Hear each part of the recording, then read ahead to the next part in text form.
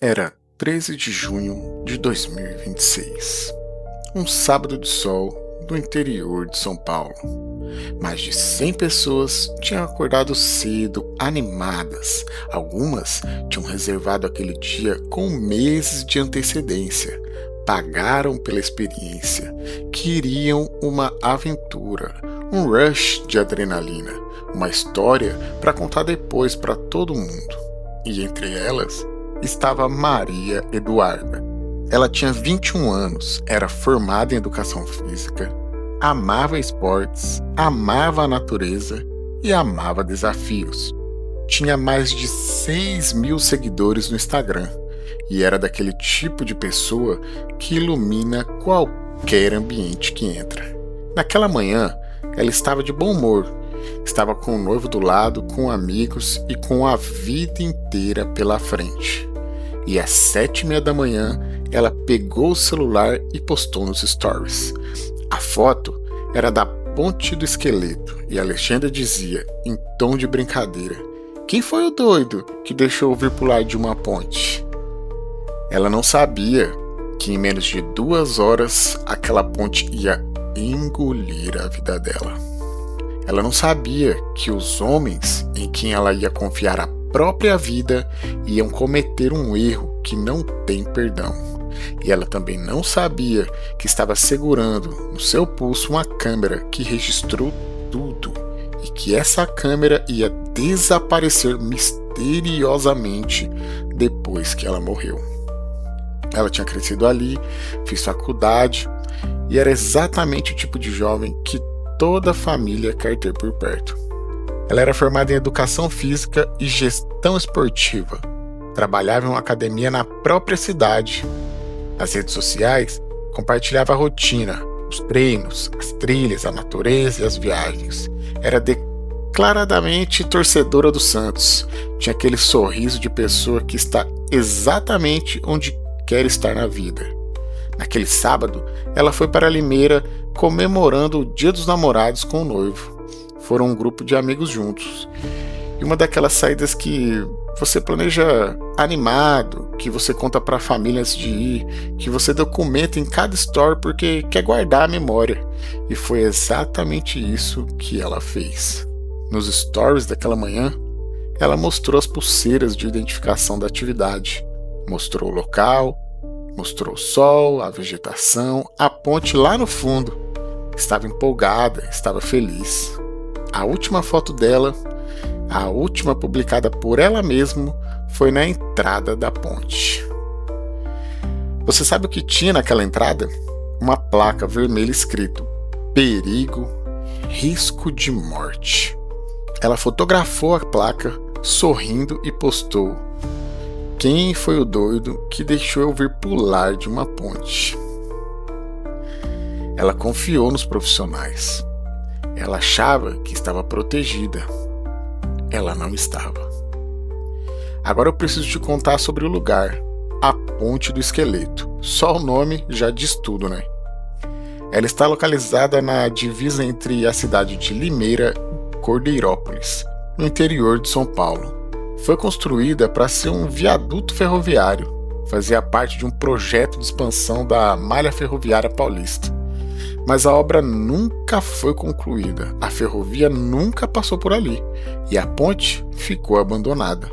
Há mais de 30 anos ela está desativada. Ninguém a reformou, ninguém a demoliu, ela simplesmente ficou lá, suspensa sobre o vazio numa divisa de responsabilidades que nenhum órgão público queria assumir. Com o tempo, o lugar foi ficando famoso entre os praticantes de esportes radicais. Ciclistas, corredores de trilha, praticantes de rapel, chegou a sediar o primeiro campeonato estadual de pêndulo humano. E aí vieram as empresas de rope jump. Mas o histórico de acidentes nessa ponte é longo e assustador. Em 2020, uma mulher ficou ferida ao saltar e bater numa pilastra. Em 2024, a ciclista Kelly Stephanie de Oliveira Alves, de 39 anos, morreu. Ela estava atravessando a ponte com o marido quando desequilibrou e caiu da mureta, que é bem baixa para um lugar tão alto. Em 2025, 2 mulheres ficaram gravemente feridas em outro acidente durante um salto. E a estrutura era um patrimônio da União, da Secretaria do Patrimônio da União, a SPU, mas ficou por décadas numa zona cinzenta de responsabilidade. Sabe o que foi descoberto depois da morte da Maria Eduarda? Que depois da morte da ciclista de 2024, o governo federal tinha pedido que a Prefeitura de Limeira fechasse o acesso à ponte. A Prefeitura abriu uma vala de 10 metros na entrada e funcionou por alguns meses, mas depois a vala foi fechada e o acesso foi liberado de novo. Dizem que os empresários locais pressionaram pela reabertura numa reunião da Câmara Municipal. Deixa eu repetir para você processar bem. A entrada para uma ponte abandonada, sem manutenção, com histórico de mortes, foi fechada e depois reaberta por pressão de empresários locais. E é nessa ponte, negligenciada por décadas, palco de tragédias repetidas, que Maria Eduarda vai pousar os pés naquele sábado de manhã. Antes de te contar o que aconteceu, você precisa entender como essa atividade funciona, porque os erros que foram cometidos ali só fazem sentido quando você entende o que deveria ter sido feito. O rope jump, ou pêndulo humano, é um esporte radical parecido com o bungee jump, mas com uma diferença importante. No bungee jump, a corda elástica é presa nos pés, né? E você tem aquele efeito de ioiô, cai, sobe, cai, sobe. No rope jump, a corda é estática, sem elasticidade, e ela é presa na cintura e no peitoral de quem está praticando o esporte, por um sistema de equipamentos, um colete, mosquetão, conectores. A ideia é que ao saltar, a queda livre se transforme num balanço horizontal gigantesco, como um pêndulo. Parece radical? Sim, mas quando feito com o protocolo correto e considerado seguro. E o protocolo existe por uma razão. O presidente da Associação Brasileira de Rope Jump e Pêndulo Humano, Marco Antônio Júnior, que o pessoal da área chama de Jota, foi claro depois do acidente. Ele disse: essa operação, teoricamente e tecnicamente, ela é muito simples. Então, acontecer isso é muita negligência. Tanto que sempre que me falam, aconteceu um acidente, eu volto a frisar, para mim não foi um acidente, porque acidente é quando você tem padrões de segurança, você sabe o que você está fazendo, você está indo lá e está fazendo algo, você tem a capacidade, tem equipamentos, tem o know-how para isso, e acontece alguma intercorrência nesse meio termo.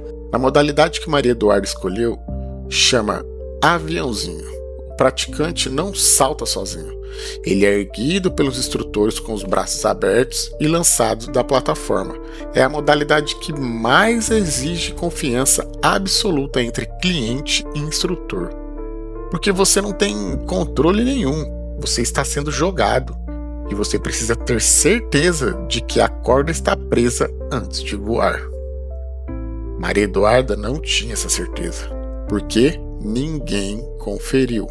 As empresas que organizavam aquele evento se chamavam Entre Cordas e Voei. Juntas, tinham quase 100 mil seguidores no Instagram. Postavam fotos e vídeos dos saltos, inclusive com crianças saltando. Pareciam profissionais, pareciam estabelecidas, transmitiam confiança. Mas não eram empresas, eram apenas marcas em nome de pessoas físicas. Nenhum CNPJ, nenhum alvará municipal, nenhuma autorização para operar na Ponte do Esqueleto, nenhuma regulamentação, nada. Pensa comigo, uma atividade de alto risco, a 40 metros de altura, numa ponte abandonada, com R$120 de lucro por pessoa, e os organizadores não tinham nem empresa registrada. Naquele sábado, o grupo planejava realizar entre 80 e 100 saltos, com R$180 por salto e mais 110 de adicional pela câmera GoPro. A estimada arrecadação bruta do dia seria pelo menos de 15 mil, só naquele dia. Maria Eduarda pagou R$180 pelo salto e mais 150 para ter o salto gravado numa câmera de 360 graus. Depois da morte dela, as contas no Instagram de ambas as empresas foram desativadas. Some assim, do nada. 100 mil seguidores, anos de conteúdo apagados. Só que o problema é que a internet não esquece e a polícia também não. Agora eu vou te contar o que aconteceu naquela manhã. E eu preciso que você preste atenção em cada detalhe, porque cada detalhe importa. Eram por volta de 100 pessoas no local. O evento tinha começado mais cedo. Vários saltos já tinham sido feitos antes de Maria Eduarda. Existe um detalhe que pouca gente notou nesse caso. Segundo testemunhas ouvidas pela polícia, nos saltos anteriores ao de Maria Eduarda, a corda havia sido checada normalmente. O procedimento estava sendo seguido, pelo menos até aquele momento. Então o que mudou? Ninguém sabe dizer com certeza. Esse é o ponto mais aterrorizante de toda essa história. Um instrutor identificado apenas como Gustavo foi quem colocou o equipamento em Maria Eduarda. Ele relatou isso à TV Record.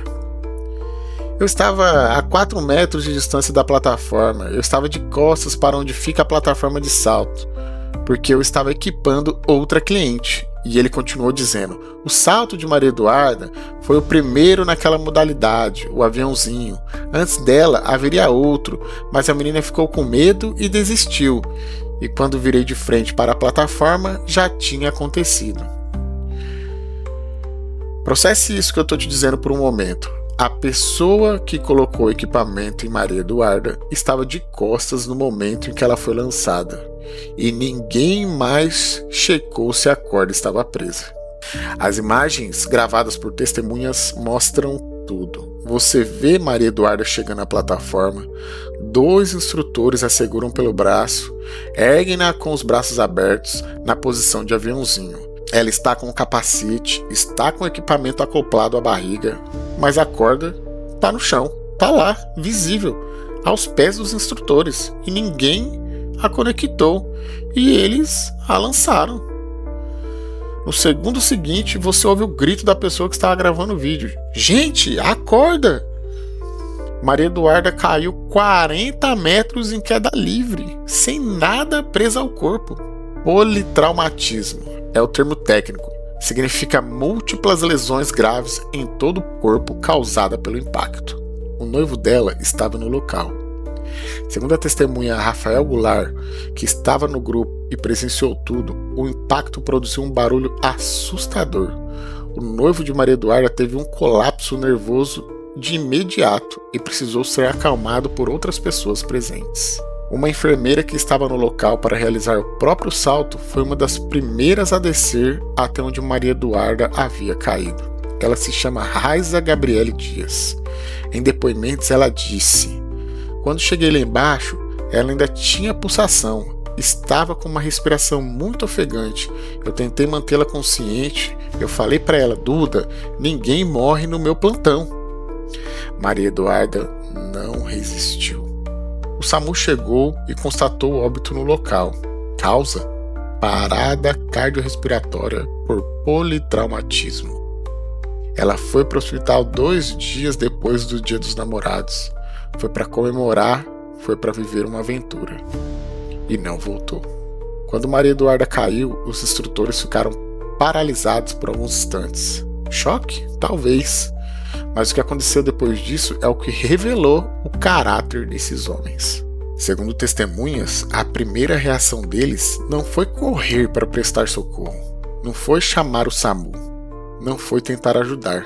A primeira reação foi guardar os equipamentos no carro e trocar de roupa. Isso mesmo, testemunhas relataram que os instrutores correram para mudar de uniforme, tentando se misturar com o público, com a intenção de despistar as autoridades quando chegassem, enquanto Maria Eduarda estava lá, caída no chão. Um dos que estavam no local, o coordenador pedagógico Rafael Goulart, descreveu o que viu depois da queda. Não vi movimentação de nenhum dos funcionários da empresa para acionar socorro à vítima. O acionamento veio dos clientes que estavam ali. A gente confiava na equipe e não foi falta de equipamento de segurança. O equipamento estava lá.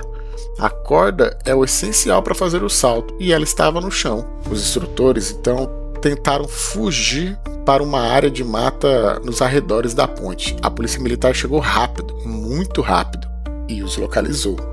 Foram presos 3 homens em flagrante: Maicon Fernandes Sintra, de 42 anos, Luiz Felipe Feliciano, de 32 anos, e Vitor de Freitas Gonçalves, de 27 anos. Os 3 foram autuados por homicídio com dolo eventual, quando não há intenção direta de matar, mas se assume conscientemente o risco de causar a morte.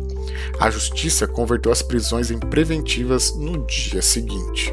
Por questões de segurança, os 3 foram transferidos para a CDP de Guarulhos. Em depoimento à polícia, os 3 instrutores não conseguiram explicar como a falha ocorreu. E o detalhe mais perturbador: Maicon Sintra admitiu que participava do processo de verificação e colocação do equipamento de segurança, mas disse que não se lembrava de ter feito isso com Maria Eduarda.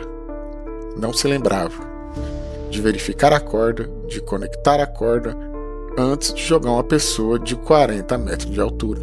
A defesa dos presos argumenta que eles têm anos de experiência na atividade e que aquele foi o primeiro acidente fatal, mas o presidente da ABRJH foi direto. Foi um erro grotesco. Os instrutores esqueceram metade da operação. A dupla checagem é obrigatória em qualquer atividade de aventura no mundo. Não fizeram, simples assim. E agora chegou o momento que eu prometi desde o começo, o detalhe que pouquíssima gente sabe e que para mim é o ponto mais perturbador de todo esse caso. Maria Eduarda tinha pago R$150 extras para ter o salto gravado numa câmera de 360 graus. Ela queria guardar aquela memória, ela queria ter as imagens daquele momento. A câmera estava presa ao seu pulso quando ela foi lançada. Quando os peritos chegaram ao corpo de Maria Eduarda, a câmera não estava mais lá. A delegada responsável pelo caso, Andréa Levi, foi questionada sobre isso e ela disse: no local foram feitas perícias e a câmera não foi encontrada. Durante o interrogatório, ninguém soube dizer onde estaria. Sinceramente, acredito que não esteja mais no local e acredito que, infelizmente, alguém possa ter retirado essa câmera. Mas não é só a suspeita da delegada. Uma testemunha foi além. O coordenador pedagógico Rafael Goulart afirmou ter visto com os próprios olhos um funcionário da empresa ir até o corpo de Maria Eduarda e retirar a câmera GoPro que ela estava usando no momento da queda. Ela já tinha caído no chão. Pensa comigo, num momento de desespero absoluto, com uma jovem de 21 anos caída, ferida, lutando pela vida, alguém se preocupou em tirar a câmera dela. Por quê? Que imagens estavam ali que precisavam desaparecer? A investigação foi além.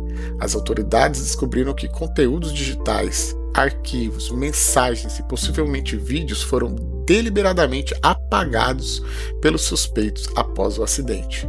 A delegada descreveu como supressão de provas revelantes. Em 20 de junho, uma semana depois da morte de Maria Eduarda, 3 novas pessoas foram presas. Uma mulher de 29 anos, no Rio de Janeiro, 2 homens de 27 e 25 anos, localizados em Limeira e Indaiatuba.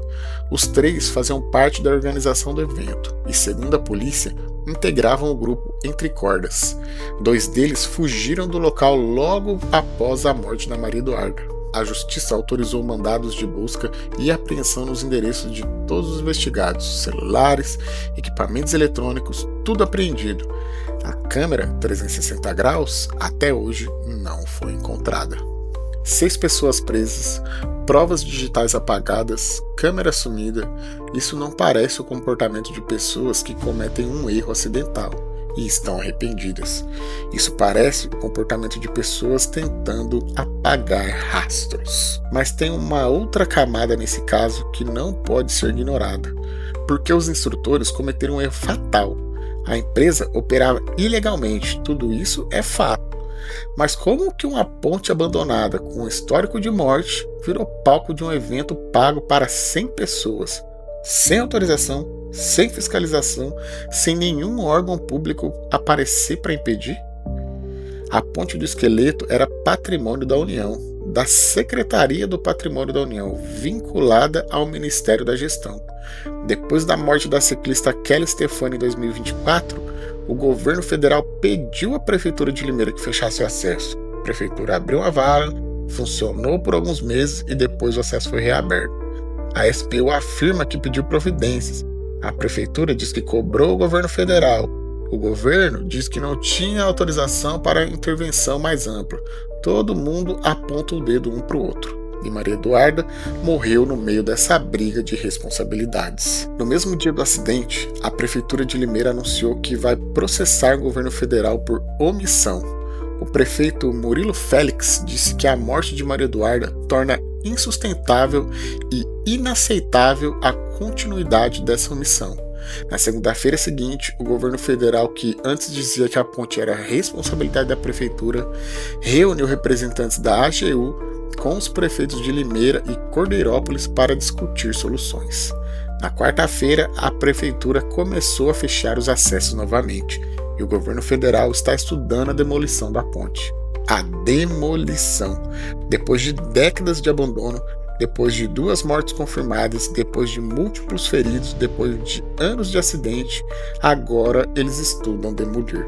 No fim, quem pagou o preço mais alto não foi nenhum gestor público, não foi nenhum prefeito, não foi nenhum ministro. Foi Maria Eduarda, que tinha 21 anos, que estava de bom humor numa manhã de sábado, que postou uma foto brincando antes de morrer. A mãe de Maria Eduarda se chamava Valdênia Rodrigues. No dia seguinte à morte da sua filha, ela publicou no Instagram: "Minha filha amada, só hoje eu quis te abraçar mais de 1000 vezes. Como está doendo sua partida. Te amo eternamente, minha princesa, e muito obrigado por fazer parte da minha vida durante esses 21 anos. Que honra foi ouvir você me chamar de mãe." A família emitiu uma nota pedindo justiça. Disseram que o crime ocorrido com Duda é inaceitável e que esperam que a elucidação do caso sirva de alerta para situações como essa e que elas não se repitam e protejam a vida de outros jovens. Depois da morte de Maria Eduarda, as redes sociais dela foram desativadas pela família. Aquela última foto, a jovem sorrindo na entrada da ponte com a placa de risco de morte ao fundo, brincando com a legenda, foi a última coisa que ela publicou. Eu penso nela às vezes, naquele sorriso, naquela leveza de uma manhã de sábado com o noivo do lado, na confiança que ela depositou em pessoas que não mereciam. Ela não foi imprudente, ela contratou um serviço, ela pagou pelo serviço, ela confiou nos profissionais que deveriam mantê-la segura. E esses profissionais falharam com ela de um jeito que não tem desculpa. O caso continua. 6 pessoas estão presas. A câmera 360 ainda não foi encontrada. A investigação por fraude processual está aberta. A ponte pode ser demolida e uma família ainda espera por justiça. Descanse em paz, Duda.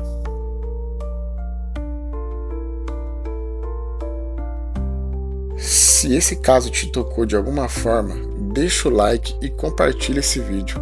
Cada compartilhamento faz esse caso alcançar mais gente. Comenta aqui pra mim, você acha que os instrutores deveriam responder por homicídio doloso ou apenas culposo? E o que você acha que aconteceu com essa câmera? Nos vemos no próximo caso.